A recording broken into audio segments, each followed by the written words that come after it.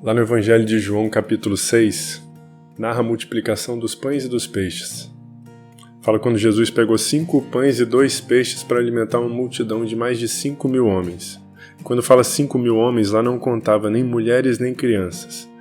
Então você pode mais do que dobrar essa quantidade. A gente está falando aí de umas 10, 15 mil pessoas.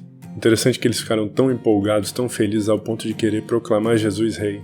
Falou, pronto, a gente achou o cara que a gente precisava, que vai resolver todos os nossos problemas. Só que no dia seguinte Jesus muda para um discurso um pouco mais duro. Você lê lá no capítulo 6, lá a partir do 22, ele diz bem assim: No dia seguinte a multidão que tinha ficado do outro lado do mar percebeu que apenas um barco estivera ali, e que Jesus não havia entrado nele com seus discípulos, mas que eles tinham partido sozinhos. Então alguns barcos de Tiberíades aproximaram-se do lugar onde o povo tinha comido o pão após o Senhor ter dado graças. Quando a multidão percebeu que nem Jesus nem os discípulos estavam ali, entrou nos barcos e foi para Cafarnaum em busca de Jesus. Quando o encontraram do outro lado do mar, perguntaram-lhe: Mestre, quando chegaste aqui? Jesus respondeu: A verdade é que vocês estão me procurando, não porque viram sinais miraculosos, mas porque vocês comeram os pães e ficaram satisfeitos. Disseram eles: Senhor, dá-nos sempre deste pão. Então Jesus declarou: Eu sou o pão da vida. Aquele que vem a mim nunca terá fome. Aquele que crê em mim nunca terá sede. Mas como eu lhes disse, vocês me viram, mas ainda não creram. Eu sou o pão vivo que desceu do céu. Se alguém comer deste pão, viverá para sempre. Este pão é a minha carne, que eu darei pela vida do mundo. Então os judeus começaram a discutir exaltadamente entre si: Como pode este homem oferecer a sua carne para comermos? Jesus lhes disse: Eu lhes digo a verdade, se vocês não comerem a carne do Filho do Homem e não beberem o seu sangue, não terão vida em si mesmos. Todo o que come da minha carne e bebe do meu sangue terá a vida eterna, e eu ressuscitarei no último dia. Pois a minha carne é a verdadeira comida, e o meu sangue é a verdadeira bebida. Ao ouvirem isso, muitos dos seus discípulos disseram: Dura essa palavra, quem consegue ouvi-la? Daquela hora em diante, muitos dos seus discípulos voltaram atrás e deixaram de segui-lo. Então Jesus perguntou aos 12, E vocês também não querem ir? Simão Pedro lhe respondeu: Senhor, para quem iremos, se só tu tens as palavras de vida eterna? Aproveitar que a gente está falando de multiplicação de pães e peixes, eu queria te mostrar uma camisa muito legal. Aqui, fazer uma propaganda. Essa daqui é a camisa Pães e Peixes. Queria te convidar a conhecer. Olha que legal. Dá pra ver direitinho? São 5 pães e 2 peixes. Essa estampa nas costas dela. Se você não conhece, essa é uma marca que a gente tem, dentre as outras várias coisas que a gente faz, a gente tem uma marca de camisetas chamada Moart. Que a proposta da marca é essa. São camisetas cristãs com temas bíblicos ilustrados de uma forma, vamos colocar assim, não convencional, né? Então, se isso é do seu interesse, eu queria te convidar a ir lá depois conhecer. Vou deixar o link ali na descrição do vídeo. O que a gente vê aqui é que era Jesus curando, era Jesus ensinando, era Jesus multiplicando o pão, dando comida para todo mundo, satisfazendo a necessidade de todo mundo. E ele foi juntando multidões.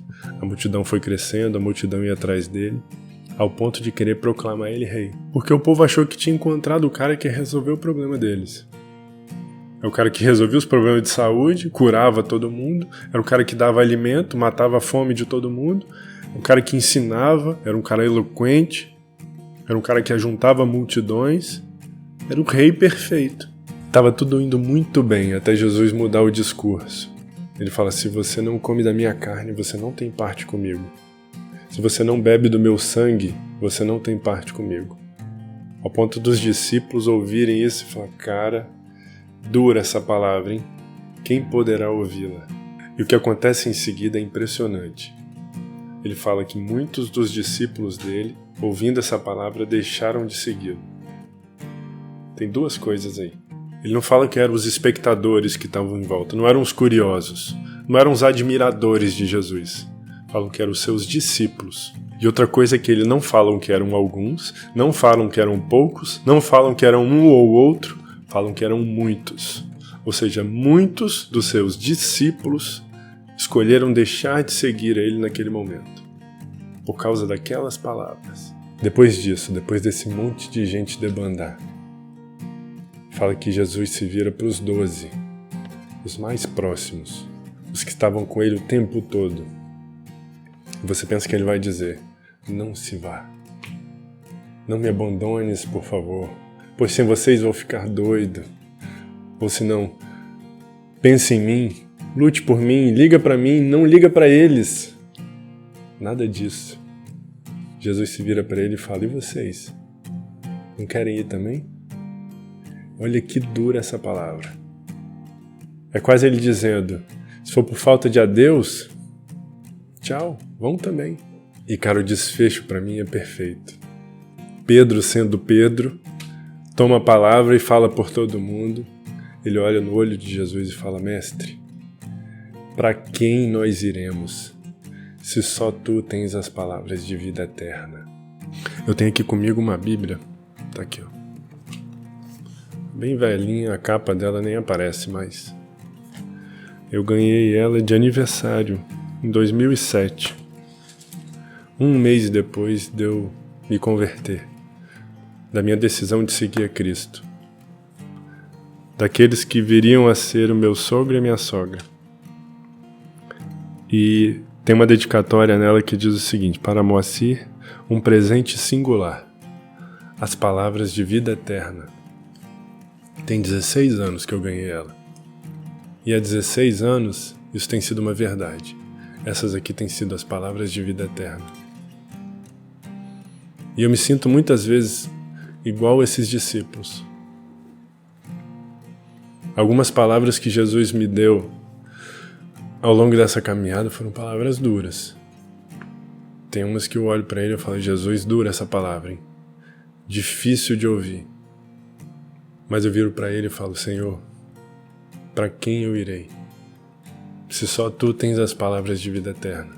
Então que a gente possa fazer como Pedro.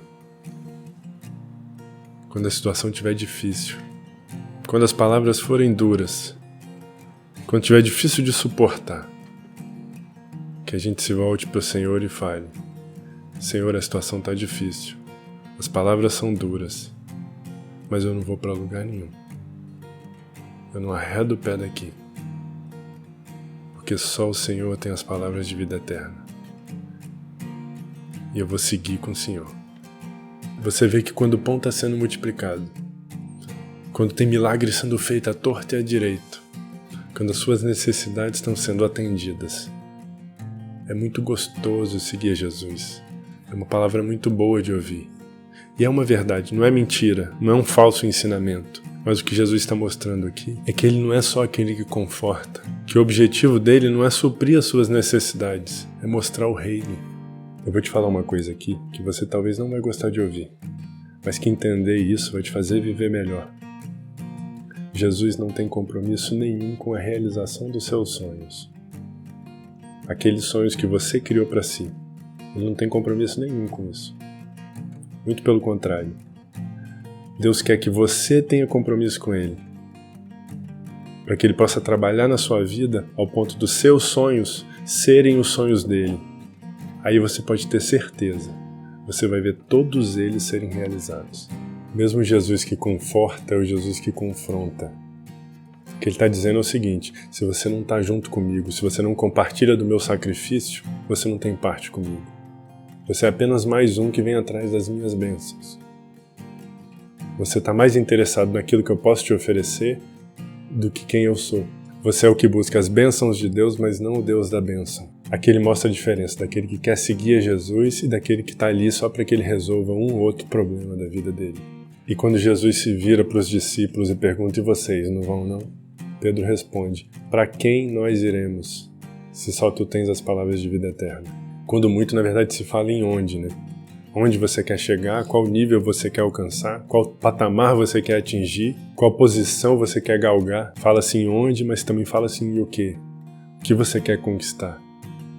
Qual título você quer receber? Só que aí vem o texto e nos ensina: não se trata nem de onde, nem de o quê. Trata-se de quem. A realização que esse mundo quer te oferecer, ela não é encontrada em lugar nenhum e não é encontrada em coisa nenhuma. Ela é encontrada em alguém. E esse alguém é Cristo, porque só Ele tem as palavras de vida eterna. Mas aí vem a questão, se você não segue a Cristo pelo que Ele pode te oferecer, e se você não segue a Cristo pelo lugar que Ele pode te levar, você segue a Cristo por quê? Eu não sigo a Cristo por uma expectativa do que Ele pode fazer, mas por saber o que Ele já fez, o preço que Ele pagou.